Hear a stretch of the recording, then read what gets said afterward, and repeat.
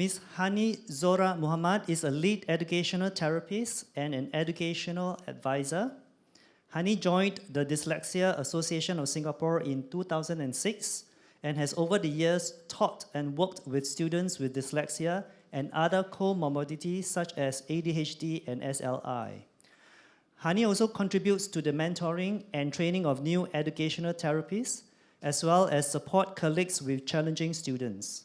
She holds a master's degree in education, special education from Nanyang Technological University, a Bachelor of Science in Management from the University of London, and a Cambridge International Diploma for Teachers and Trainers specializing in dyslexia. HANI is also a fellow member of the Register of Educational Therapists Asia, or RETA. Following the same theme of youth at risk and throwing into the mixed growing up pains and the complexities with learning challenges like dyslexia and ADHD, it becomes a potent mix for social, emotional, and behavioral issues. Please welcome Ms. HANI. You ready? Okay, so I'll just start. Thank you for being here. I hope you do realize that it's a 1 hour and 15-minute session, but you won't be hearing me throughout, thank God. I'll be, apart from me presenting my case study, two of my DAS educational colleagues will also be presenting theirs later. And we also have 4 panelists today whom you could ask for advice and suggestions or recommendations on what can be done to help your students or your child who are teenagers and who show challenging behaviors. Okay, I'm a little bit panting, that's embarrassing, okay. All right, okay, thank you. Thank you, Stephen, for the introduction. Okay, so I would like to invite the panelists to be seated over there. First off, we have Professor Angela Fawcett, Emeritus Professor Angela Fawcett. Okay, research consultant at the DAS. Next up will be Dr. Joshi, consultant counselor at private practice and lecturer. Could you sit over there, please? And then next we have Mr. Jim Beck, a past president of Singapore Association for Counsellors and a senior counsellor at a secondary school. And lastly, we will have Ms. Fong Pei, manager of SPLD Assessment Services and educational psychologist at DAS. Okay, so these are the 4 panelists who will be answering any of your questions if you have, and who will shed light or give advice, share experiences on students, clients, or whom they have met throughout their professional experience. Okay, so this is the overview of the session today. A little bit of description on what RETA is, what is meant by youth at risk.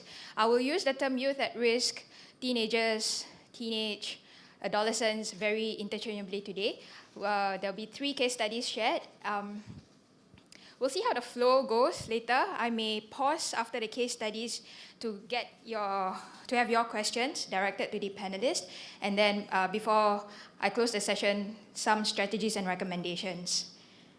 Okay, so what is RETA? Firstly, RETA, the Register for Educational Therapies Asia, is a platform for members to come together to share ideas on teaching aspects, discuss student issues, and perhaps share possible solutions on what can be done to solve these problems that they may face, and also to gain knowledge from colleagues, fellow practitioners, allied professionals in the industry. And when come together, we can always find new ideas, new ways of helping our students or our clients. Okay, so moving on to our topic today. How many of you in this room today still think that you're a youth? Yeah, I do too. As you can tell, all my DS colleagues are youth. How long ago were you one? How vividly do you remember your time when you were a teenager? Do you enjoy school? Was school a place? I'm sure we do have some of us here who are like that, but maybe not saying it out loud. Do you have problems in school?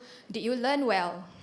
Was the school a place for you to go to acquire learning, to acquire knowledge, or a place where you socialize and meet friends and perhaps create trouble along the way. So the important question is also, do you have problems learning? Because what I'm going to share today will be cases of our students, whether at DS or elsewhere, who have got problems learning and at the same time show challenging behaviors. So I hope what I'm going to be sharing here today, what my colleagues will be sharing here today, you'll find links to what Ms. Madinah had shared earlier. Okay, so what are youth? There are two competing definitions of youth in Singapore, right? For the Children and Young Persons Act, they define youth to be of 14 and 16 years old. And for the National Youth Council, they define youth to be of 15 to 35 years old. So maybe 50% of us here still can be considered as youth. Yeah? At the DS, the student population of youth between the ages of 14 to 17 constitutes 27.4% of our students here. So they are the ones, just looking at the population of Sec 2s to Sec 5. Okay? Right, so it's the same definition given for youth by the Inter-Ministry Committee on Youth Crime. They are those who have been subjected to a combination of interrelated biological, psychological, and social factors that result in a greater likelihood for the development of delinquency, substance abuse, or other related antisocial and self-destructive behaviors. It may also include school-related problems, such as learning difficulties, which could result in them having poor grades in school, failure to achieve academic success, and eventually could also lead to their truancy and absenteeism in school. Okay, so for yesterday, if you had heard our first keynote speaker who spoke on poverty being a risk factor, there can also be other risk factors. In fact, poverty as a risk factor hasn't been thought of as a risk factor initially. So the risk factors that have been identified in many studies are these risk factors, the intrinsic ones, which is within the student, the child, such as the child himself who has got a learning difficulty, who has got poor cognitive development, and other physiological issues. Family is considered as an intrinsic risk factors because these are the ones, the family is the most and directly related to the child.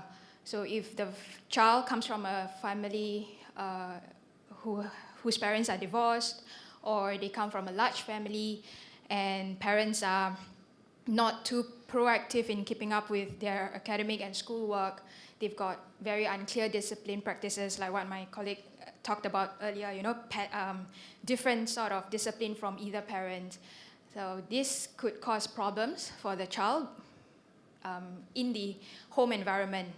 Okay, outside the home environment, the extrinsic factors will be risk factors in school where they do not perform academically and they've got poor motivation. This could result in them being thinking of school as a turn-off. They do not go to school, they do not want to attend school, do not want to keep up with schoolwork. And peer risk factors, where depending on how they are behaving in school, they may face rejection, either by bullying, or they may be bullies themselves. And in a worse case, they could potentially be involved in gangs. Okay, so when the teens are in trouble, they may show internalizing and externalizing behaviors. Okay, so these are some of the internalizing, externalizing behaviors. And put together as a profile of a student with either of these behaviors, it may come across like that, where they show it in their behavior to be disruptive, display negative interaction. Emotionally, they may be depressed. They may show anxiety and mood swings. They may have poor attitude towards work. And socially, they may have poor peer and family interactions. Okay. So you may be wondering what has learning difficulty or reading difficulty got to do with challenging behaviors or offending behaviors. Okay. So research has found that students, children who have got poor reading, either dyslexia, diagnosed with dyslexia or undiagnosed with dyslexia but have got poor reading abilities, they have shown to show depressive symptoms, suicidal ideation. They have been reported to be anxious a lot. They have shown delinquent behaviors And more recently, participants with dyslexia were found to be more withdrawn and more anxious and show somatic complaints.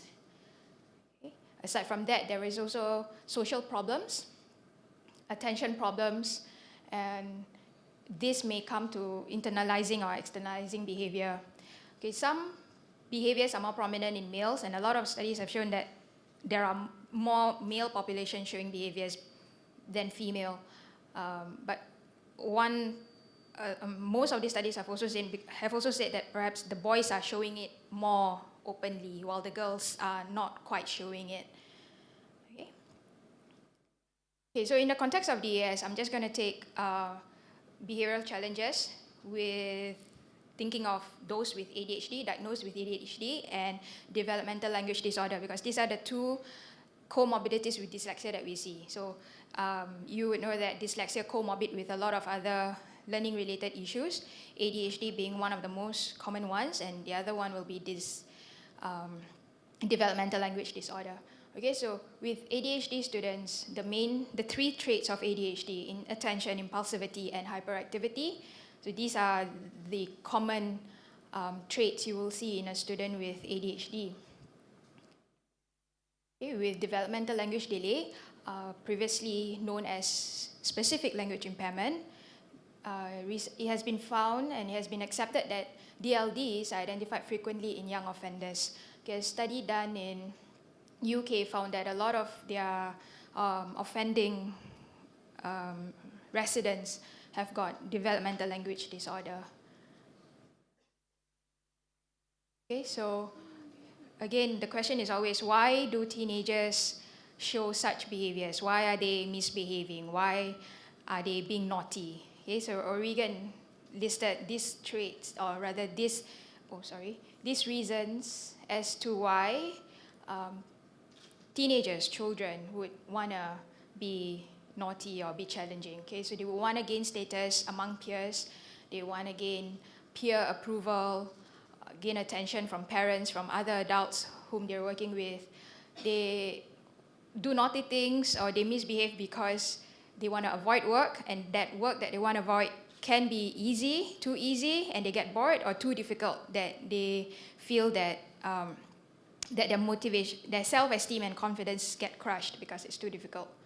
Okay? And boundaries, discipline is another reason why children may misbehave, because they're confused. They're not sure what is it that the adults want. You know, you have one adult saying this and another adult saying that, so they're not sure about which one they should follow. Okay, so then in more serious cases, we will have parents reporting their children to external help or applying for beyond parental control help. These are the cases where the children's behavior may get too extreme, too difficult for the parents to manage, that they will need professional help to manage their children.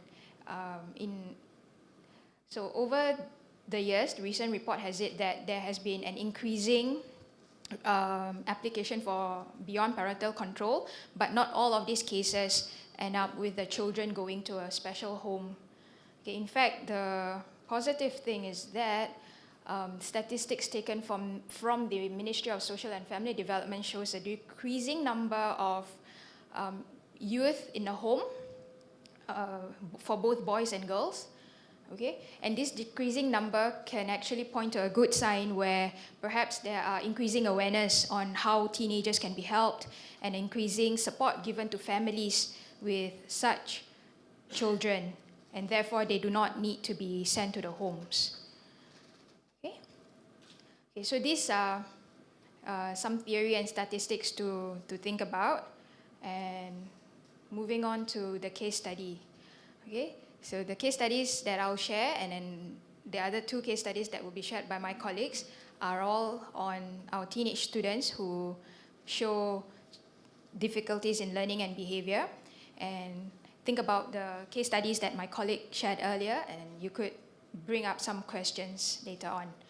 Okay, so case study number 1, this is my student, 15 years old. He's got dyslexia and ADHD, hyperactive and impulsive trait. So he joined DAS at the age of, at P3, that's 9 years old, but he came to me at Sec 1. So when he came to me, it was a transition from primary school to secondary school. So I got him at 13 years old. And interaction between my colleague who taught him in primary school was that he has difficulties learning, reading, spelling, writing being his worst task, or rather least favorite task. And often fidgety, often restless in the class. Okay, so when he came to me, whatever that my colleague shared about her observations of him in a primary school was still seen in my classroom when he was in Sec 1. So same behavior in my class, but worse in school. So as he got older, so Sec 1 was pretty okay. It was a transition period, so he was getting adjusted to secondary school life, but it got worse over the years, and in Sec 2, he was more aggressive in school. So there were more complaints from the school teachers about him showing his anger issues in school. He's been caught kicking the vending machine in school. He's been caught vandalizing one of the walls in school that's not too obvious. So, there will be places where our students will go, right, to hide. So, yeah, one of those places he had vandalized the walls there. And the worst case that was reported, and because of the accumulated offenses that he did in school and he was punished for that, was he punched another student in the school toilet. And this was not directly he wasn't directly provoked. Yeah, he wasn't directly provoked. In fact, it was his good friend who was being bullied. So he felt that he needed to stand up for this friend, and therefore he went to punch the other student who bullied the friend. So that was him being impulsive, not thinking about consequences, not thinking about what his actions can lead to. Okay, so all negative things aside about him, he is also a bright and caring student. So he's quite witty. He's very caring in a sense, apart from being caring towards other children, the younger children. So when he comes to the center, he can be seen to talk to the younger children at the center at Sec 3, he's a pretty big and tall boy. He will be talking to the younger children at the center waiting for the classes. He also loves animals.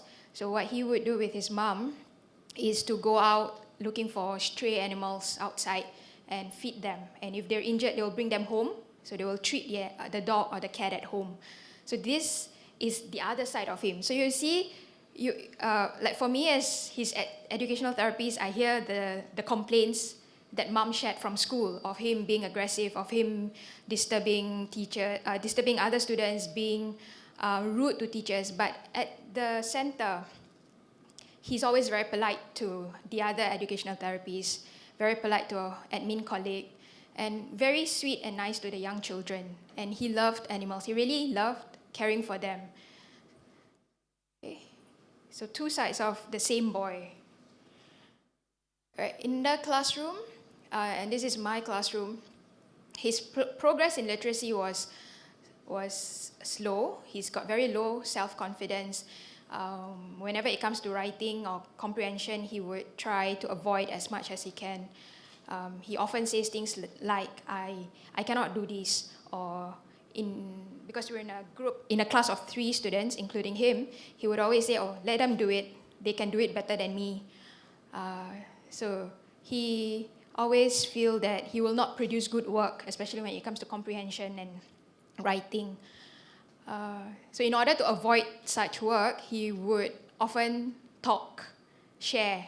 So the moment he comes into class, only he would want to share a lot of things about what's going on in school. So incessant chat is his way of avoiding work. He's very fidgety, very impulsive. There's always something that he needs to fidget with. Sometimes he gets moody, and when he gets moody, that's when he would negotiate for doing less work than usual. So his attitude and his motivation wavers. But at times, on good days, he can be quite compliant and participative. Generally, to me, he's a likable boy, but other people may not find him so because of his other behaviors. Okay, so what I do in a class with him, there's been situations where his older students or older classmates in the class graduated, so I'm left with him on a one-to-one setting. So during that time, I could use the Cbt approach. Madinah shared what Cbt is earlier, and while I don't strictly use a Cbt approach with him, it is somewhat a Cbt approach because we do spend time talking about his thoughts, his feelings, and what the thoughts and feelings, how those thoughts and feelings lead to the behaviors in school. So most of the time, these thoughts and feelings are all in relation to school. Because when he comes to the AS class, he's a kid with no problem, so to speak. But in school, that's where all the problems are. And while doing this, I share with Mom a lot of what he shares with me, and I do tell him, there are certain things he would tell me, don't tell my mother. Being a teenager, he says, I don't want my mother to know certain things, but I can tell you. So when he tells me that he doesn't want certain things to be shared, that's the trust that we have between us, and like what my colleague said earlier, also the rapport, the trust that we have. So if he said no sharing, then no sharing, but I will tell him if certain things is important for Mom to know, then I'll have to share with Mom. So there's constant communication between Mom and I too. I made them, Mom and him, sign a parent agreement contract because throughout our constant communication, Mom has shared her difficulties with me. Being a single mother and being the sole breadwinner of the family, she has a lot of difficulties managing him, his behavior, the complaints that come from school, and the home situation. So I made them agree to a parent and child agreement contract like that, where Mom agreed to do certain things and he has to agree to do certain things too. Okay, aside from that, where learning is concerned, because what's important to note is as much as I spend time talking to him and sort of like mentor, or I have this I would like to say a mentor and student relationship because he's a teenager and I don't want to have that authoritative teacher relationship with him. So having him know that, yes, you can come to class and we can spend 30 to 45 minutes chatting and you can tell me anything that you want to share with me, but we still have to do work because coming to the AS means you have to be learning something. So there were adjustments made to task. He likes very little of writing and comprehension, so that's what I will make him do first, because that's when he's more alert. That's when he hasn't set into that lethargic mode. So we do that first, and then we will do the other usual reading, spelling task later. And because he's a teenager, will be going through sitting for N-levels, study skills techniques will be important. And study skills techniques are not about how to study, but I mean not just about the content of the subject, but also like how do you optimize time to study, finding a suitable place to study, a suitable time to study, the best way to learn certain subjects or to remember certain subjects, like using graphic organizer for writing or a mind map for science. Okay, and sometimes certain things as simple as asking for help, because he's not great in maths, so I've been encouraging him to go speak to the maths teacher in school to get extra help, or go find a friend who is willing to work out certain topics, certain maths topics with you in school. And to be understanding and flexible. So as much as there's a lesson plan to follow for each lesson, there has to be some flexibility on, okay, so this is the lesson I've planned for him, but what can I do today? Him coming here not feeling great, so what can we do today? Or him coming here feeling great today, so maybe we can achieve a little bit more. Okay, so that's my student. And we'll move on to Madinah's student. Okay, I'm back. Roslan told me I cannot outshine him. So I'll try my best, okay? Okay, Roslan? Okay, so I'm going to be presenting about brothers. One pair of brothers. I taught both of them. Okay, and both, yeah. So my first student is called R. He was with me the longest. Then his brother came to me. He's a younger one. He was in primary school when he came to me, P5. The brother was in Sec 1 when he came to me. So for my student R, he has attention issues. Like he can get easily distracted and he cannot focus on one task for very long. So he's someone who needs breaks in between, like short breaks in between. He has PTSD. He was a victim of sexual abuse. He was sexually abused when he was 8 years old by someone close to him. Yeah, so that actually affects how he thinks, how he works. He thinks very differently from other kids. Sometimes his thoughts and all that, he holds a lot of things inside. So it's very hard to get it out of him. He has very low self-esteem. This also could be due to school. Okay, I will explain later. Okay, he's task avoidant. He does not like writing at all. So whenever it comes to writing, he will be like, I don't want to do, or he will start stretching, he will start sleeping, and he will ask 101 questions about writing. And for every single word, he'll be like, how to spell this word, how to spell that word, so, right, okay, because one of the other teachers taught him as well. So he's like that. He needed a lot of one-on-one guidance. So fortunately for him, he had a lot of class changes. So at the start, his classmates were only 2 or 3 at a time. There were only 2 or 3 at a time, and so it was easier to focus on him most of the time. And one point of time, there was only one-on-one. So it was easier to focus on him, and it was very easy for me to be flexible and change the lessons accordingly if I need to. He has difficulties reading, spelling, and writing. His comprehension is okay. It's just that he needed more guidance. He's not confident enough to do it independently. Before he came to DS, he received support from AED in school, and he's attention seeking. He wants attention from both the teachers and his mother. What I mean by that is, one time we were doing assessment in class, CBA. So I brought one of my students out. So what he did was, without us knowing, he stole money from the other student's bag and kept it. And he spent it, actually. So we didn't find out until he left the center, and then the other student said, teacher, my money is missing. So when we investigated, we found out he actually stole the money. And he initially denied, but later he admitted. And when we spoke to the mother, this was one incident. Another incident was where outside our center, he got into a fight with a few other outside children. And they actually, it became a big issue, and then the students actually came in, the other kids coming into the center and saying that, he got beaten up, we had to bring him to the police station, and it became a big issue. So all these small things have been happening, and when we spoke to the mother, I realized that she told me that because she's always working, she's a single parent, she's always working, even though he has siblings, there's no one to give him attention. So he seeks the attention. So he wants the attention from his mother, and the only way he knows how to get attention is to get into trouble. That's the only way his mom will come in, because she'll come down to the school, she'll come and talk to him. So that's the only way he knows how to get attention.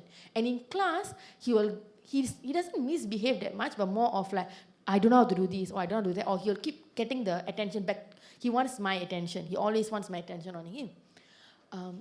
So like I said, the home situation is not good. He actually has a very bad relationship with the father. There's a whole backstory for that. The father is not a good influence in his life, actually. There's lack of supervision at home because the mom is working. He has 2 older sisters who are in JC and in uni, and the brother is in secondary school. Though they are close to the age, they don't get along. They get into fight all the times, and so he's always feeling alone at home. He feels like there's no one there for him. He has poor working memory and poor retention of concepts. If I teach him something this week, next week I have to review the concept again and again and again. One point of time, in my class, he sits with his classmates, but in school, the teacher just gave up on him. I'm not going to teach you, so she just put him in one corner and does not teach him. She feels like I'm beyond hope, so I'm not going to teach you. So this was more in his primary school. So he was just like, in school, he just does whatever he wants.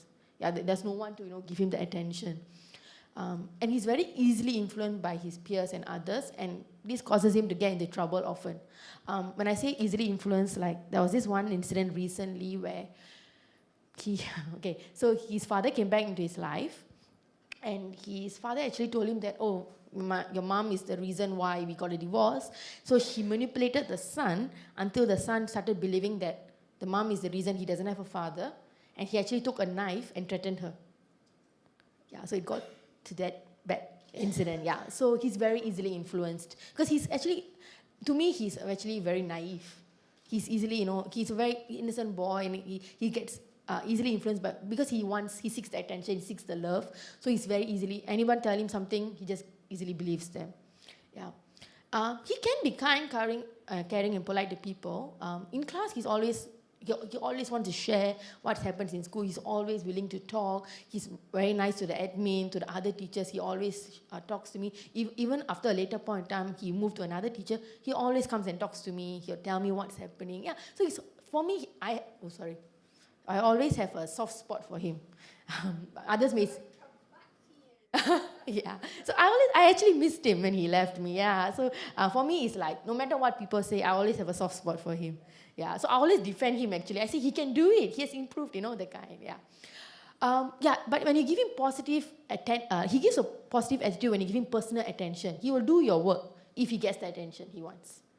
Okay. And he used to see the school counselor because of his PTSD and other issues, but it stopped after a while. So his brother. Okay, his brother is also very interesting. So his brother came to me when he was a teenager. So because he was a teenager, he's always, he also has attention issue, also task avoidant in the sense that he'll talk about a lot of other things to avoid doing the task. And he was so he and his other classmates, there were 3 of them, they always influence each other. So it was hard getting things done in the class. So I always had to modify stuff just to get things done. He has difficulty with spelling and writing. His reading is fine. He's a strong reader. More spelling and writing. He does not like to write. He will use excuses just not to write. Like the home situation is the same. Supervision as well. For him, he's a kind, like I said, truancy. He plays truancy. He will give excuses and not come to my class. He'll find excuses not to come to my class. He will tell the mother, oh, I lost my EZ-Link card. I lost this. I lost that. Until I call the mom, then only he will admit, oh, yeah, actually, I don't want to go to class. So he plays truancy in school and also in DAS. He has a low self-esteem. Anything he doesn't know, I don't care. It's okay, it's fine. I can't be bothered. That kind of attitude. He's easily influenced by peers. And he was at this stage, he's a teenager, so he was into girls at that time. So every time he comes to class, talk about girls. And then, that kind of stuff, or talk about gangs. The class loves to talk about gangs, I don't know why. So they always talk about gangs or girls and always very interested about that. He struggled with following rules in class and at home. He does get into trouble, but not as much as the younger brother. He even one point of time ran away from home because he does not want to listen to his mom. Like I said, he played truancy. There was a drop in grades. After Sec 1 to Sec 2, he actually dropped. He didn't do as well as previously.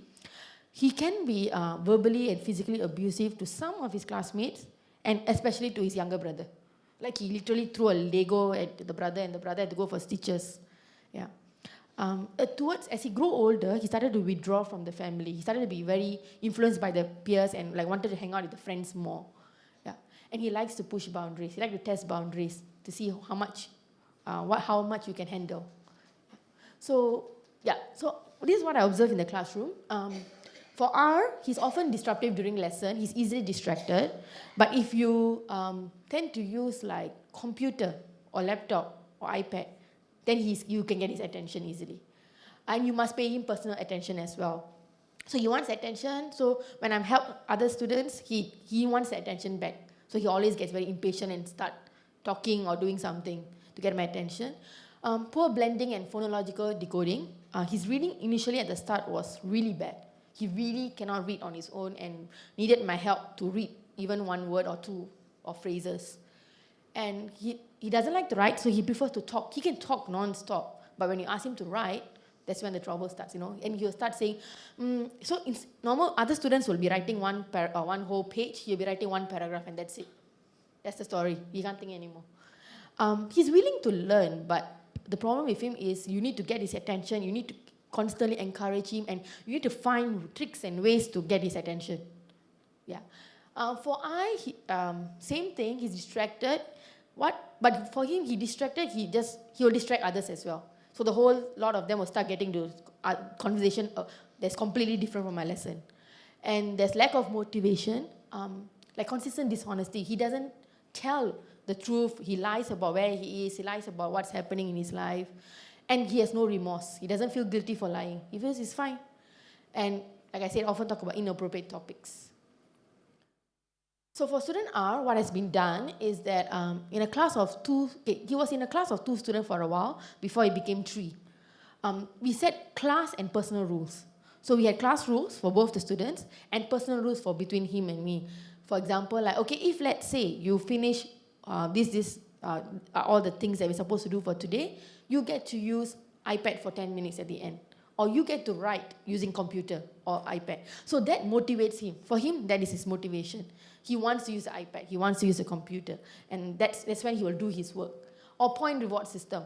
He likes getting the stickers and stamps, and because at the end, he knows he will get a reward. Like I will accumulate all their stickers, and I'll give them a big prize at the end. So he's motivated by that. He wants the prize, no matter what it is. And computer and iPad time. So sometimes I tailor the lesson so that he get to write in computer, or he play Nessie, or he play games like that. Apps. So that's what he likes. After 1 year, he actually moved to a class of 3 students.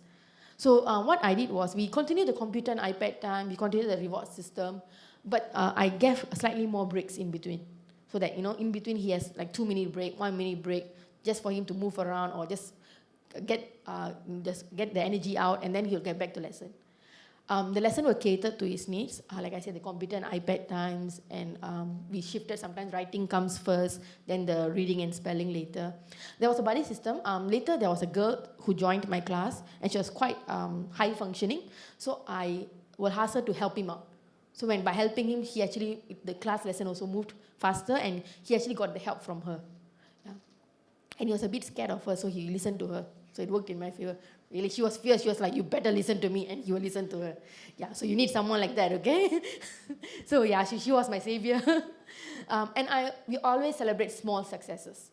In the sense, like I mentioned earlier in my presentation, no matter how bad the kid is, there's something good about them, and we can find it. And for him, he's a very kind person. And small, like even if he read the 5 words on his own, for me, it's a big deal, and we celebrate it. So yeah. He was always in a class of 3. So for same as the brother, we had class and personal rules. And we also had set goals. Because he was in secondary school, so I started setting goals for him compared to the brother. And attainable goals, like, okay, maybe at the end of this term, you have to write 1 whole compo on your own, using what we have applied, and stuff like that. And we use some assistive technology. For this class, I had to, almost every lesson I have to use YouTube videos, I have to use iPad or computer. If not, the attention, they will not pay attention at all. And so, for example, if I'm doing writing on, like for example, expository writing, like on drunk driving or something like that, I have to show them videos. I have to show them articles, and we have to do a lot of manipulatives. They have to come on the board. We have to do a lot of cutting, pasting. That's what motivates them. So the lesson was a lot of catered to their needs, and there's a lot of class bonding times. Like when they come, I give them time to talk first. We talk, then and then I find out their interests. Like, okay, what do you like? You like gaming? Let's do, the next lesson will be on gaming. Do you like to talk about video games? Then we find what their interests, and I catered the lesson to their interests, so that they're more interested in learning. And we had a group work and buddy system. So there was 3 of them, so there was a lot of group work activities. They had helped each other. Okay, pass to Roslan. See, I never outshine you.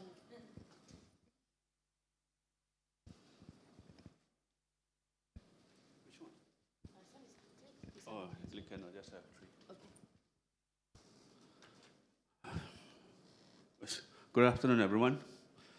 Distinguished panelists. Yeah. When I was first asked by Annabetta, I thought I saw her.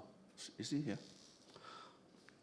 When I first asked by Annabetta if I would like to teach a group of juvenile delinquents, my eyes lit up.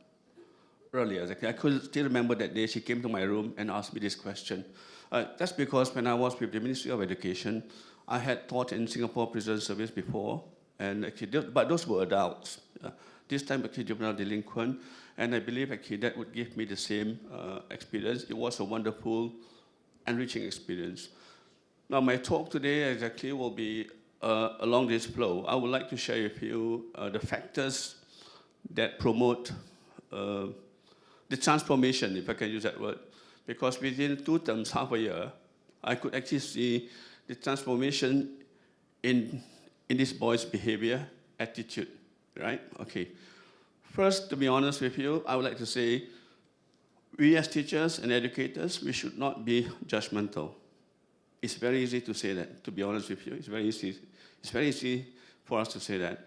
I remember when I was briefed by the supervisors, actually, that I was to make sure that when I walked into the premise, I must not have anything at all in my pocket, not even a key, no handphone, not even a single coin, not even a paper clip, no highlighter, no pen, nothing at all.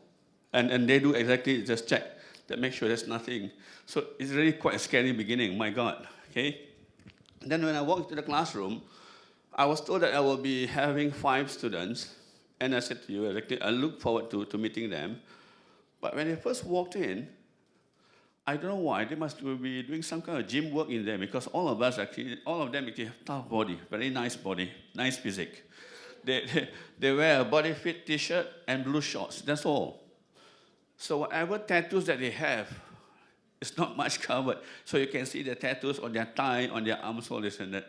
So, and then I'm not well endowed in terms of height. So for any 16 years old boy, they can easily be taller than I am.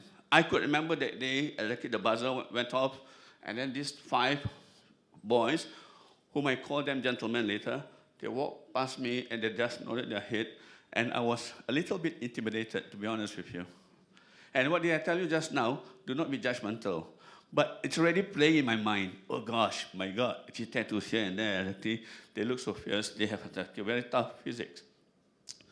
But this is how actually I approach it. This is what I want to share with you, actually. First, I tell myself, I'm not interested to ask them why they are here, why you have such tattoos, and then actually that, I just want to know them, actually, I'm here to help you. I'm here just to be with you.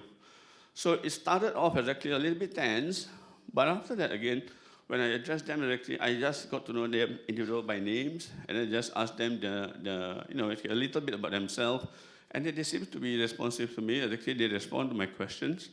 And then we started with actually a little bit of literacy and maths, numeracy. Now, the lessons that I had with them, it's not at least English per se, because theirs is vocational program. So we call it actually the workplace literacy and numeracy, a very foundational, basic type. But I think the most important thing is, I must assure them that I'm here for them, because you can actually work with me. We must be able to communicate. We must actually feel comfortable with one another. And importantly, you must trust me. And of course, at that point of time, I was just a stranger to them. So this is where we have to build a rapport. Now, I want to share the transformation first. When I look at them, it's again, I always tell myself, wow, this person look a little bit of, actually, I tell you why. One of them actually have tattoos with the 4-letter F word. 1 letter on each finger. F, N, there. Okay. Can you imagine somebody that's actually extended his hand to you with the 4-letter word that greet you first, exactly? But I tell myself, doesn't matter. This was all done in the past, and I don't even know what to know. I don't even want to know why it's there. No. After a while, I can start to see them, actually, they start to open up to me. And I just actually be a little bit nice, because they need to ask a lot of questions. Now, as a teacher, I need to adjust my expectation. I realized that the command of English language was very much at the foundation level. Well, what we used to do is our students, actually, sentence structure. No, they need to ask me lots of questions. And then you can see there, 4 Malays and 1 Indian. And they speak mostly English, especially with Malays and English so forth. So I can see that they are not very well versed in English language. So there's no point for me to speak exactly standard English with them in order to communicate. So I do speak to them exactly a little bit of English and Malay. Sometimes they don't understand certain words in English. They ask me the meaning in Malay. And I realize exactly that opens up. If I were to just put up myself, actually, like a teacher, as to insisting on speaking standard English to them, I think that would be a barrier. So I opened up to them, actually talking to them in Malay and English. And for information, that Indian boy, he speaks Malay just as well. Because he told me he grew up actually in a Malay kampung environment. Okay?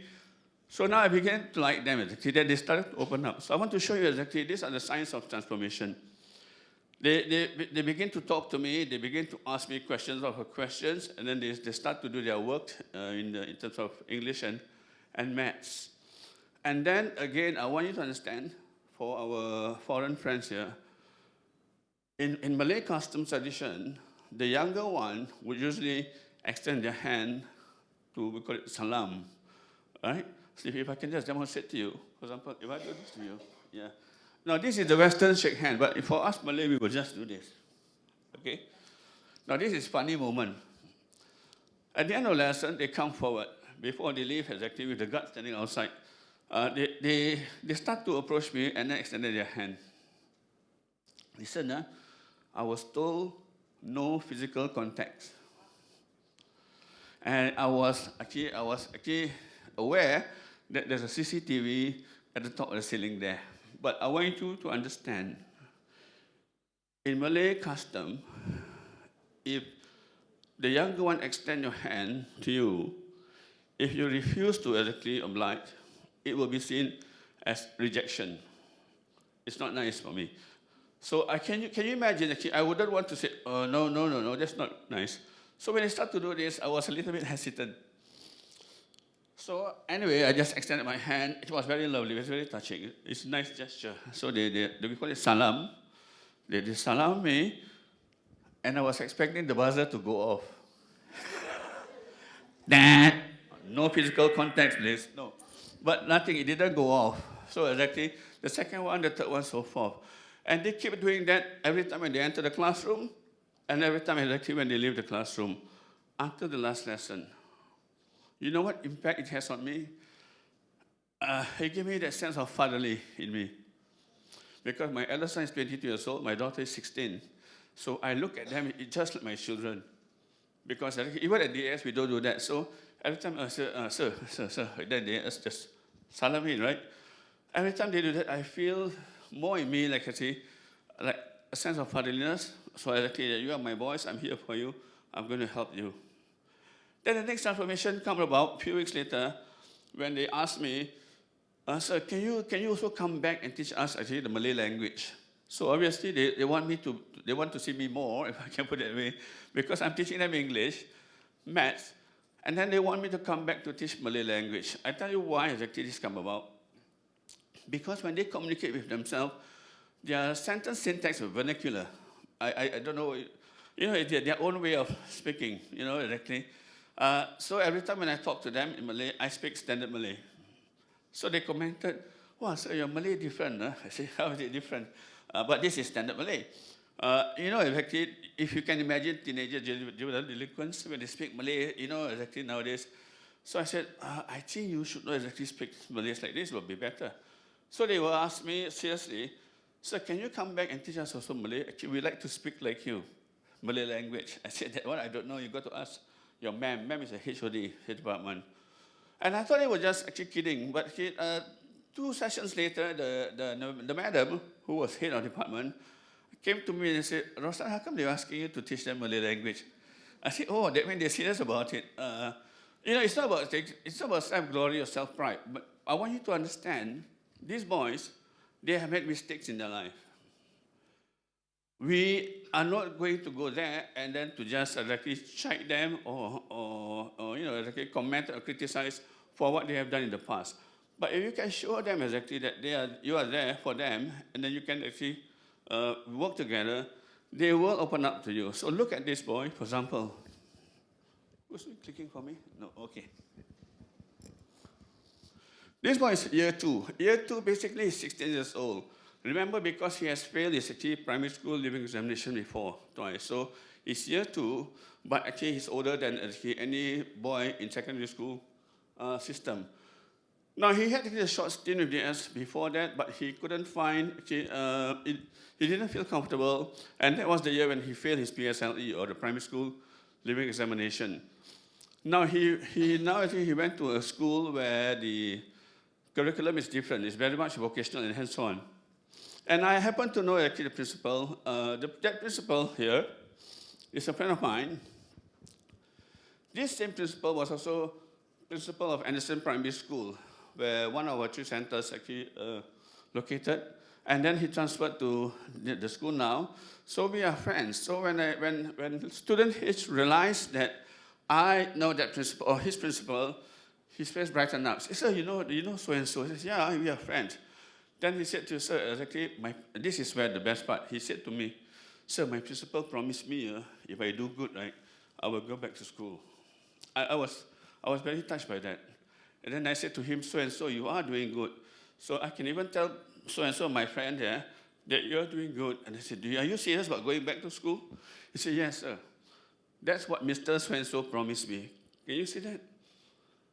You know, when you have the child's trust, do not directly abuse it. Because this child is telling me with pride that his principal has promised me that if I continue to do good here, that I can go back to his school. And I thought that was a big factor. All right? So I told him, okay, not to worry about it. Now that I'm teaching you, I will just tell actually my friend there, his principal, that you are indeed doing good in this program. And actually, well, he worked consistently, so he actually received 2 awards during their home annual progress award presentation. He got 2 awards. One is for most consistent in academic under vocational program, and also most responsible students. Right. Before I end here, I just want to share something with all of you in this room. People make mistakes in life. And sometimes I see this also in teachers, whether in mainstream school or it doesn't matter, their attitude of holier than thou. Teachers sometimes ask questions students cannot answer. For example, I can use Angela's name. Angela says you're exactly primary 6. Teachers ask questions like, Angela, you're primary 6, how come you don't even know to spell these words? Question which the student cannot answer. Or sometimes students say, come on, Fred, you are already in secondary 2. A simple sentence like this you cannot read. I want you to ask yourself, that is a very damaging comment. We ask that kind of question. If I were the students, I say, teacher, if I could read, I would not even be here. You stupid. the last bit, the student would not say, but you look at yourself. You ask students questions which they cannot answer. So like I said, my attitude was, I didn't even ask why they had tattoo. I didn't even ask what kind of act that you have done. But I just said, hey guys, gentlemen, I'm here. I'd like to work with you. And it's proven to me exactly that after the 2 terms, before that we did a pre-test and post-assessment test. I'm glad to say exactly that after the post-assessment test was done, exactly there were indeed improvement in their literacy and numeracy. And the fact that exactly they were clamoring for more classes was a good sign. The only glitch that we had here is actually the home find it a bit difficult to get a good number, a sizable number to form a class, because they have also their own program. So sometimes it's quite difficult for the home to find a suitable period or slot where we can have the lesson going on continuously without any disruption. But look at that, it's like the beacon. Belief and confidence shown by significant others in it. Why I say this? Because I want to end this a little bit on a sad note. For all the good things I see in them, at the end of the term, I was told that 2 boys one have absconded. And when I was told by the supervisor that so-and-so have absconded, seriously, folks, I was asking myself, that person absconded? I find it very difficult to believe. It's just like when you know he is such a good boy with you, and to be told that so-and-so has absconded. It took me quite a while for it to sink in. I said, how can it be? No, he was so good. He was so good in my class. He was very motivated. And then because he absconded, he now is in serious trouble. Then I was told, what about the other one? The other one now is in solitary confinement because actually he was caught smoking in his dormitory. I felt very sad for them because I didn't get to see that side of them. What I got to see during my interaction with them in class, a group of 5 students who are very motivated. And then, you have 5 students who are very motivated. Just for you to come back next day, just to be told, oh, so A and B is no longer here because of this, because of that, you really find it very difficult. So the point that what I'm trying to make here is the ground that they are standing on is very shaky. It can be shaken, it can be distracted, it can be triggered by any smallest of thing. You heard all my colleagues before talking about it. This boy is doing good at home, at home, as we home there, and then when they are allowed a 4 hours elective visit outside, if they made the wrong choice, what do I mean by that? Instead of going back to the family, they met with their friends outside, and then on the impulse, they made the wrong decision, they decided not to go back, and they absconded. And it's a grave consequence. And this boy is actually, Madinah talking about addiction to smoking. Just on the impulse, a moment of folly, he committed that act. Now he's being sent to solitary confinement. For your information, when a boy is serving sentence in home, they are not allowed to go for any lesson or classes. So I feel it that actually, oh boy, if this boy can be guarded and protected all around, meaning basically not only just inside the home, but even actually in society at large outside. We must make sure that they do not mix actually with wrong people. We must make sure that they do not exactly make bad decisions because they are very, very vulnerable once actually they are left alone. So for us, actually, when we go in there as teachers, educators, we must actually give them that sense of trust, and then we can actually work with them. Whatever they need, we have to actually be there for them. Okay? It was a wonderful experience, and I'm hoping exactly the Anabata and I, we're hoping, we are hoping exactly that we will be able to continue this program actually next term or so, because it all depends whether they're able to exactly solve the logistical problem here and there. Okay? Ladies and gentlemen, thank you so much. That's all I have to say for now.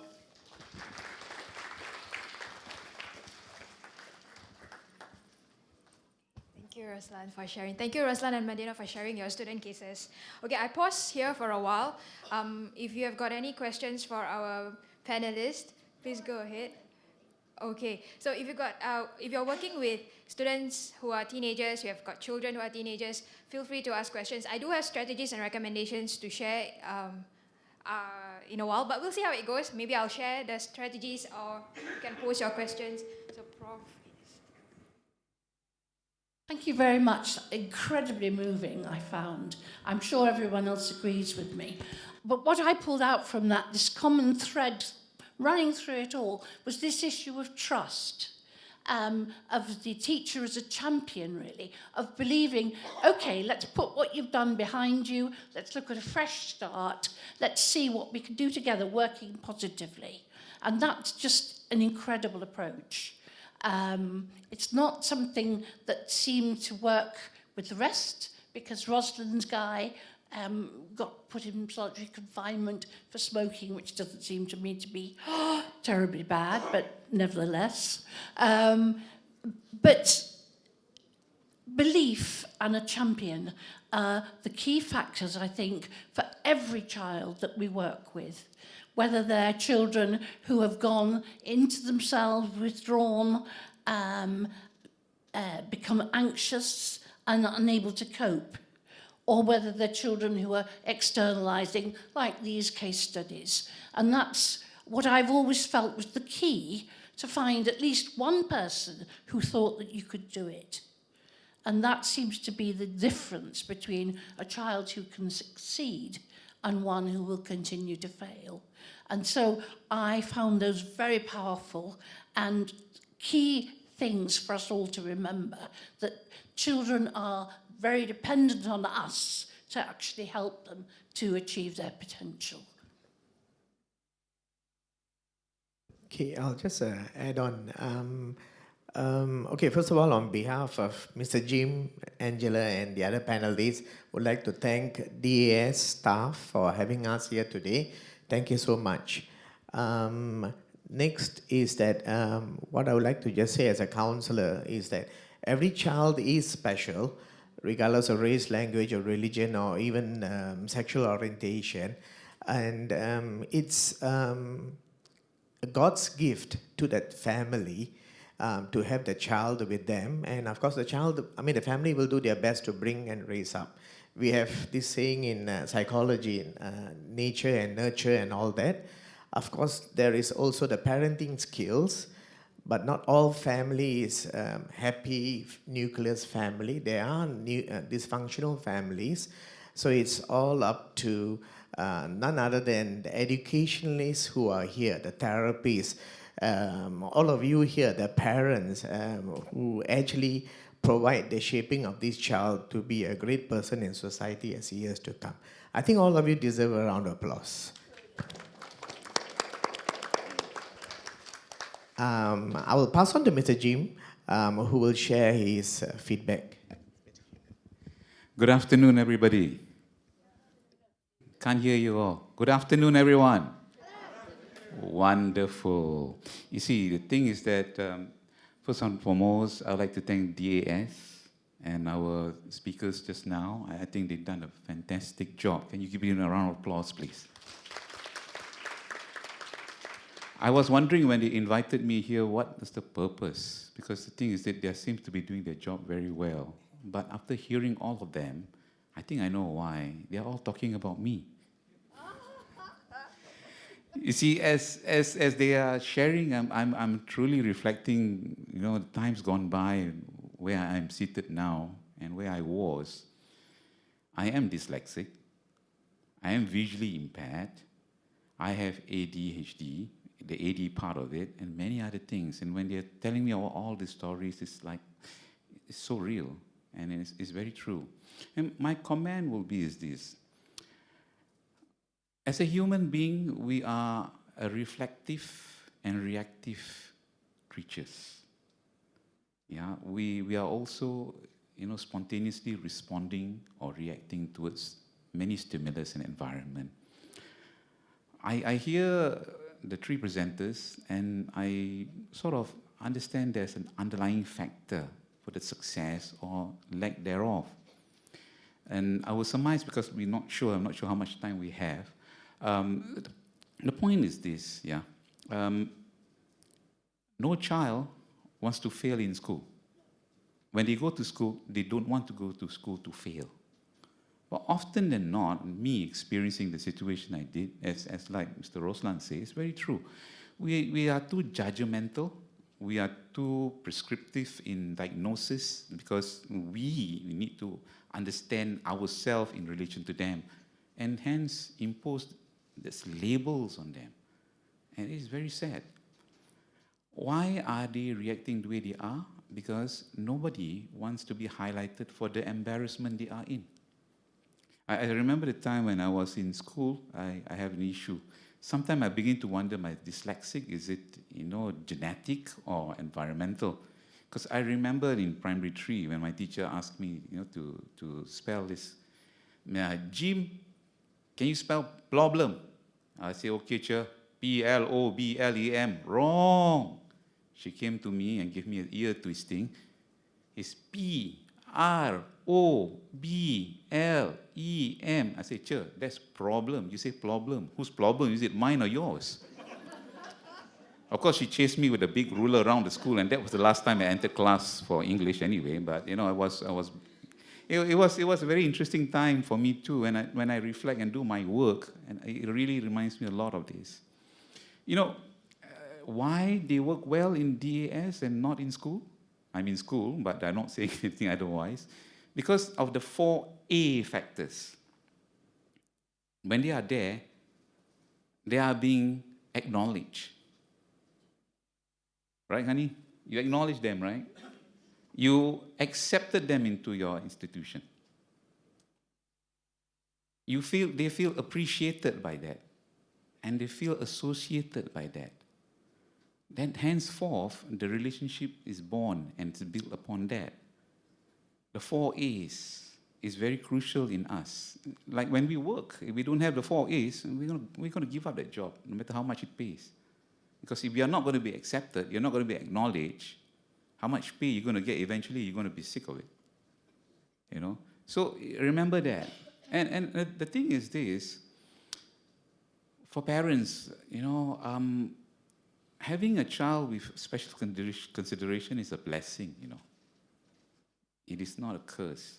I've seen many parents who tell me, you know, I don't know what I do and all that. But, you know, it is a blessing to have such a child because it puts you on a pedestal of being a model parent to that child, you know.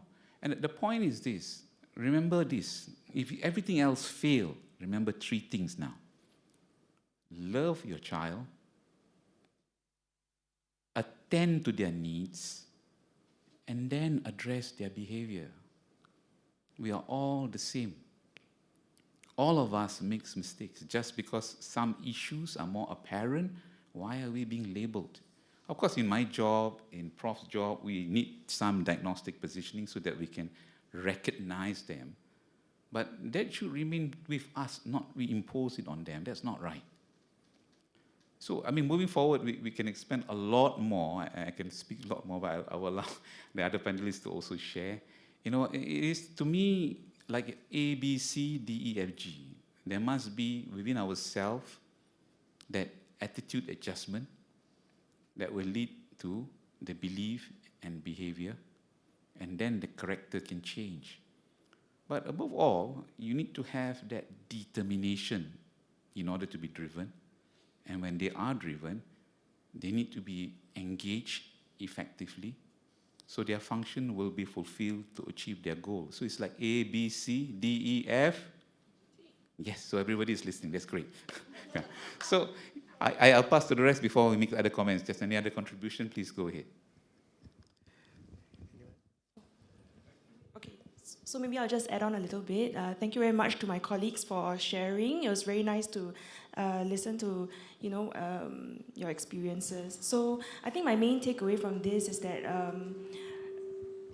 okay, so it's very nice to see that the students are all described as a whole, and because right here we do provide, you know, literacy intervention, and to see that, you know, there's really an understanding of their background, and incorporating this into the intervention is, I think, very important, because they might be going for, you know, like counseling and stuff like that, but having an understanding of these students is also very important in the classroom. The term called understanding is a very broad word, and it's a very important word. It is good to understand. But I would like to add one more vocabulary in that aspect. Perhaps we need to learn to also appreciate within that understanding. Many people say, when they come to see me and they say, oh, Jim, I know you're blind. I'm blind. They say, yeah, I know when I take out my spec, I can't see too, you know. I say, sure. But when you put it back on, yeah, I can see. So how then do you say you understand mine? Because whatever specs I wear make no difference to me. It is about being able to appreciate them for who they are. Always focus on what their strengths are first before looking at their limitation. The issue with us is sometimes even in our own society and system, if I may say so, because I work with, they call it counseling at work, you know. It's sad to see when you sit down for an appraisal for a promotion, it's always like, okay, 3 staff, this one make more mistakes, so this one out. But you know, the guy who make more mistakes actually are trying his best. He makes a mistake because he tried. When you play it safe, then you won't ever advance. If I'm not deviant, if I'm not mischievous, if I'm not naughty, I will never be seated here in front of all of you. I'll be one of the goody guys at home doing perhaps nothing, or be a basket maker in my association for the blind. But the fact that I crossed that boundary, I tested, I learned. It is not about administering punishment. It is about how we help them to learn to self-regulate. All that was discussed, you know, the part whereby Roslan said there was the situation sad about the student, I would not be so sad about it. Yes, I am disappointed to hear the achievement, but it's about, there is a factor called relapse in our work in counseling and psychology. When then you understand, because the journey is long. You know, they got more years down the road. it is good that such things happen there, and then it's called relapse, and how we address relapse can help us minimize future engagement. Right. Okay, is there a signal for me to cut off? All right, I'll pass on.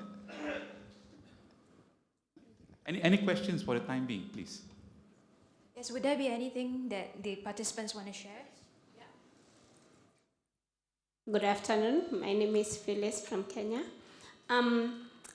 From the first two presenters, there seemed to be a relationship between home background and predisposition to learning difficulty. The two cases we had, there were children from single parents, poor environment, and they both had dyslexia. And they both had really learning difficulty. What comes first? Sorry. Is it the analogy of the hen and the chicken which came first? Or do they look, that predisposition, does poverty, in this case, or home environment, predisposes a child to getting learning difficulty? And especially in Singapore, because maybe where I come from, the lack of knowledge or how to identify learning difficulties, all these children being that stigma of, they are labeled slow learner, and once your child is labeled slow learner, regardless of whatever they have challenges with, there's that kind of neglect in class where the teacher will not bother, mainly because of the number of children the teacher is going to be, the teacher has in class. They have no time to look at, to offer that individual training or look at the child individually. Again, the children who come from poor background may not be discovered because their parents are really focused on looking for food and other things. They have no time to sit with their children one-on-one. So again, that might find the child grows to later age, which might again take them to the bad things, what Angela called the success on the outside, yeah. So they will get a problem with law, but not because they could have, had they been identified earlier and their way of life being channeled properly, they would not have gone to that side. So again, children with, or people with learning difficulties, again, might find themselves with problem with law. So my question is, poverty, does it predispose a child to learning difficulty, or is it the other way around? Yeah.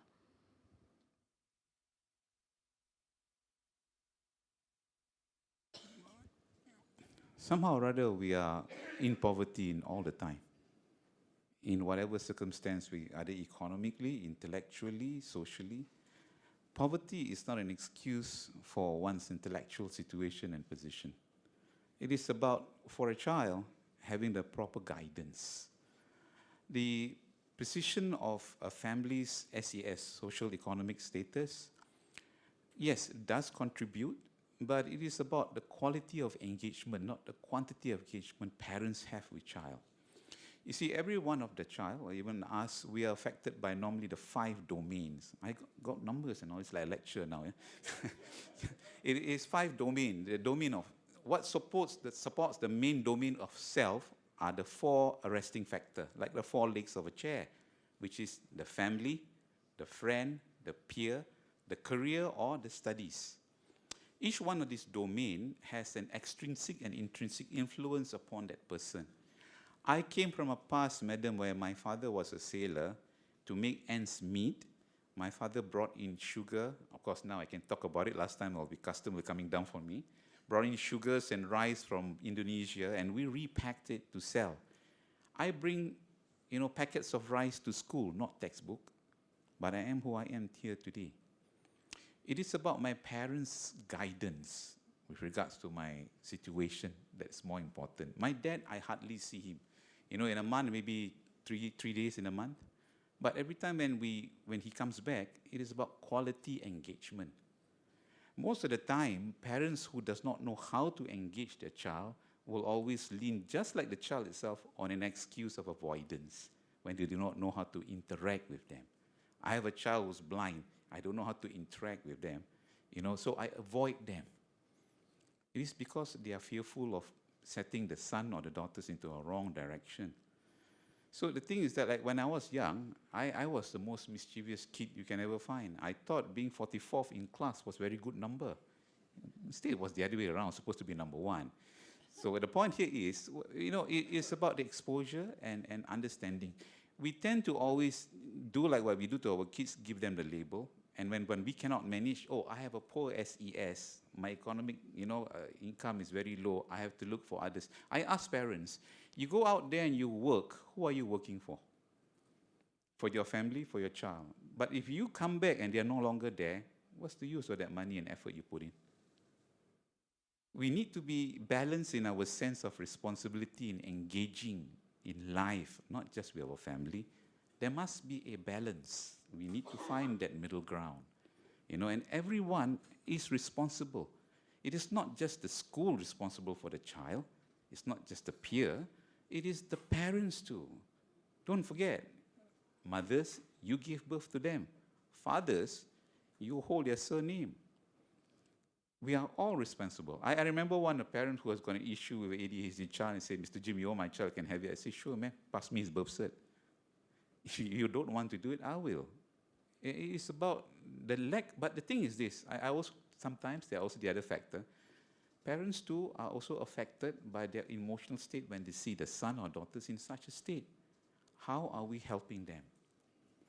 What have we done to also support them to carry out the good job we have done with their child? So we have to look at it on different quarters and different areas. The question is a very good one, madam. Any other questions, please?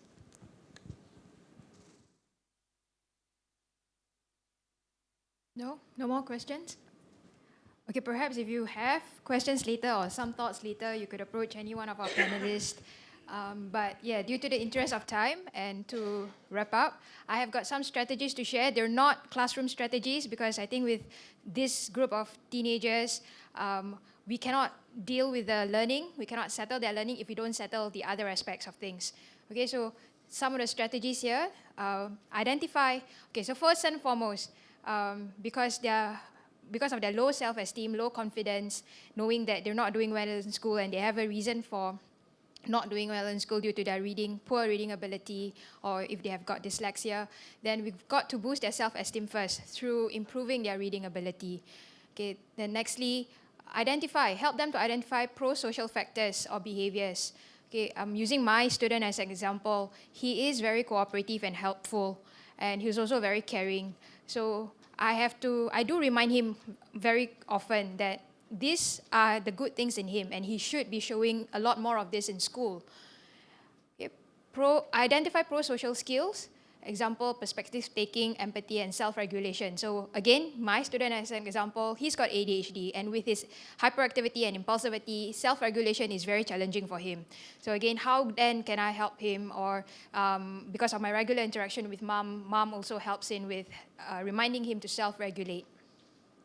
And finally, identify the protective factors in the child. So earlier on, I spoke about the risk factors that a child can face with school, family, peers, and himself individually. There are also protective factors that can be looked at. Okay, so a list of, these are just some examples of pro-social skills that parents and educators can do. Okay, so for example, parents, the very basic pro-social skill to impart to a child is being warm, being supportive towards them. And to educators, create an emotionally supportive learning environment and have a positive relationship with their student. Okay, protective factors on the individual front, for a child who is not doing academically well, that is a risk factor. But academics aside, maybe he's good in other skills. Maybe he's good with his interaction skills and he's got talents in certain things. So encourage him to take up CCAs or extracurricular activities in school so that he could show his other talents.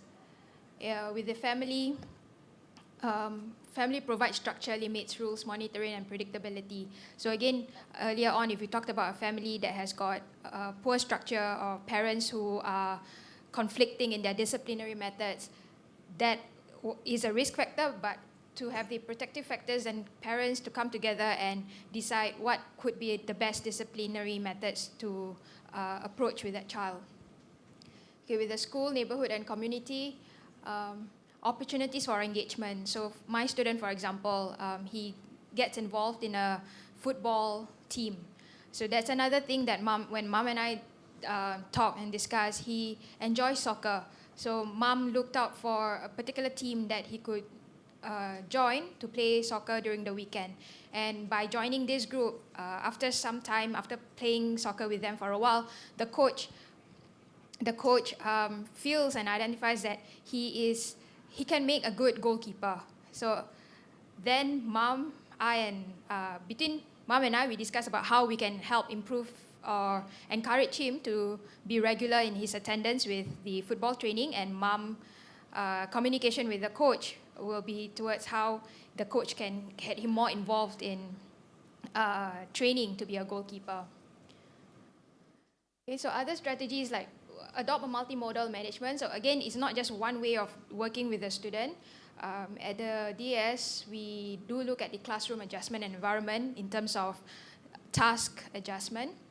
So when there's some adjustment done here, it can lead to some behavior modification because, again, using my student as an example, when there's adjustment to the task, his behavior improves, or at least less task avoidance because of the changes that he agrees on with me in terms of work.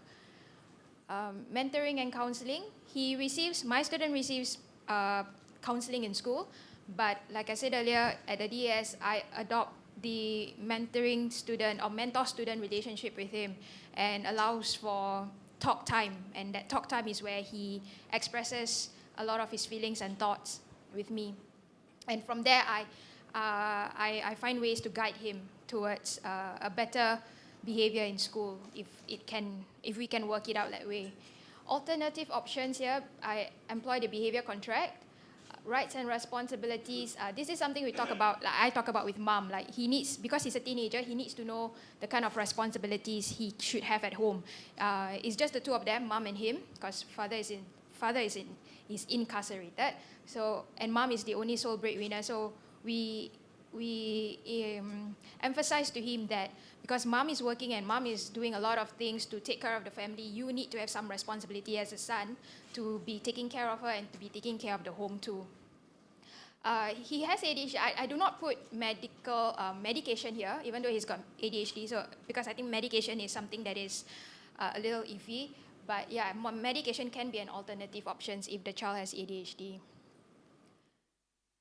Okay, what I would like to emphasize is also we need to teach our teenage students on grit and resilience, because with grit, it leads to a growth mindset and it leads to resilience. When there's grit and resilience in a child, he learns that it's okay to make mistakes, it's okay to not be doing well at the beginning, but I will learn. And through experience, I will get better. Through learning, I'll get better. So a quote taken from Associate Professor John Wong here says that as parents, we may miss opportunities to validate them and recognize their efforts. I learned from a youth social worker that we need to be there for teenagers when they are hurt emotionally, when they are sad, and when they are celebrating. So again, like what my colleague shared earlier, we need to celebrate every little successes. It's important to recognize that for every success, even though no matter how small they are, you have to be genuinely proud of them.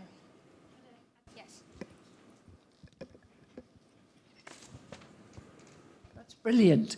But I also wanted to add, let's look out for their strengths as well, their passions and their interests. Because your boy, wasn't he the one that went out and looked for sick animals? Could he work with a vet? Could he work with an animal sanctuary? Could he do something on a voluntary level that would engage him with positive aspects of things that he was passionate about, rather than spending all of his time really resisting the things that he dreaded and hated and was desperate about.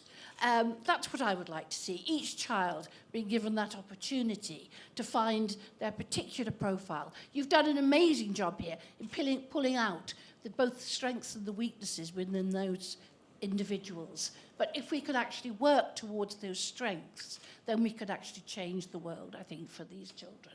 That's such an important thing for me. Thank you very much.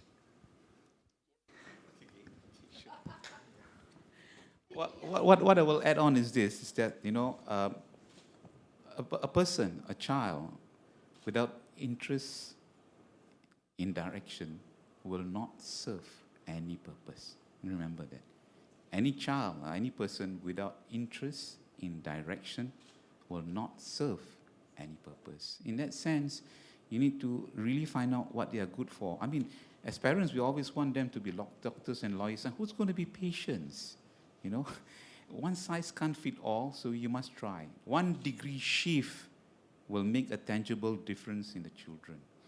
You know, get them be evaluated early. It is very important, because going forward, you know, when they know what they are, you can recognize them, then it's easier to support or to accommodate them. Thank you very much. A warm round of applause, please. Can we invite all the speakers to the front? Wait. I've got one more slide. Okay, just a reminder to everybody, because we're all working with students, children, even if we're not working with if we're not working with them like a student, but they're our children. And I would like to emphasize here is that at the DAS, as much as we look into remediating their literacy needs, and that's the primary aim of the DAS, to help them improve in their literacy difficulties and have them better readers, better spellers, better writers. We cannot achieve all that if the basic physiological needs are not met. So I put Maslow here because this is very relevant to the students that we work with. We need to look into and take care of their needs before they can be achieving here, before they can achieve academic success and any other successes in life. And I put Bronfenbrenner's bio-ecological model here also because, like, again, linking to what our panelists have said, there are so many people working with this child, so many different adults, as the parents, the teachers, school teachers, any other outside teachers or coaches. Okay, so every one of us have to work together. We have to cooperate and collaborate with one another, communicate with everybody, all the adults who are working together with this child to help him improve in various aspects, not just literacy. Okay, as we grow, literacy is not the main thing that we should look at. It's a holistic development of a person. With that, I end the session. Thank you for being here. Thank you for listening through. Can we